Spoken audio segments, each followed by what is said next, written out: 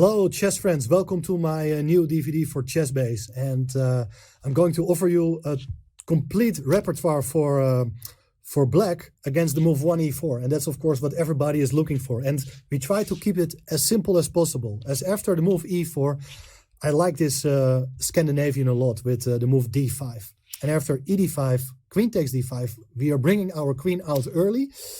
And after knight c3, we have a lot of possibilities. But for our repertoire choice, I'm going for the move queen d8.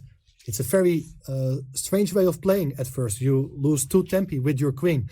But the main advantage is that you have a clear idea how to develop your pieces. Of course, depending on what White's going to do exactly. But having the queen back on d8... well, it's not such a big problem. The main idea for black in this opening, and I will try to keep it short in this intro, is that once White puts the knight on f3, we are playing bishop g4, and then we are placing our pawns on c6 and e6, so that the bishop will not be a bad piece on c8.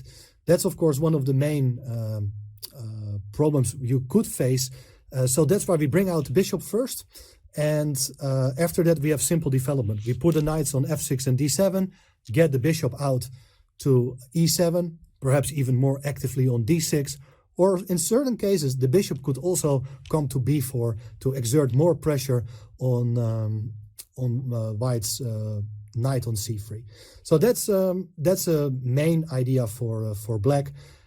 Of course, there are a lot of plans for White and a lot of different setups, and I'm going to cover them all in this DVD.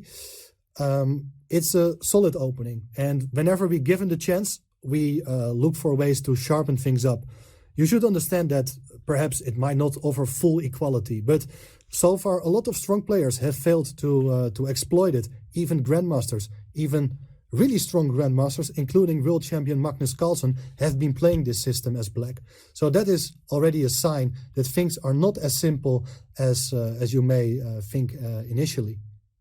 So what to expect in this DVD? Well, as I said, a lot of different setups. White has a lot of choices to make, particularly how is he going to develop his minor pieces and where is he going to place his king. On the king side, when you may get positions with kings both castled on the same side of the board, but there are also quite a number of positions with opposite castled kings, and that gives black the chance to give White a hard time building up an attack himself.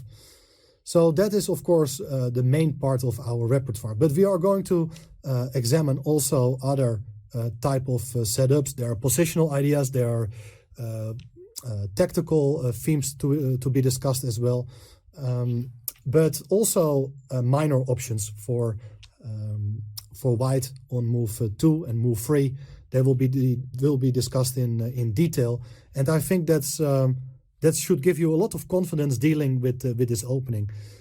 As I said, I believe that you should be happy to get a playable position without too much theory, although you would think, well, that guy recorded a couple of hours of video content. There's still a lot of theory. But if you compare it to openings like the Cecilian Najdorf or the French or the Caro-Kann, whatever, it's not that much at all. And I think that after watching this course, you are able to implement this opening system very easily into your own play.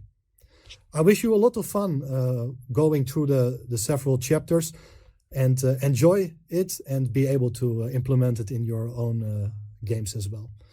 Let's get started.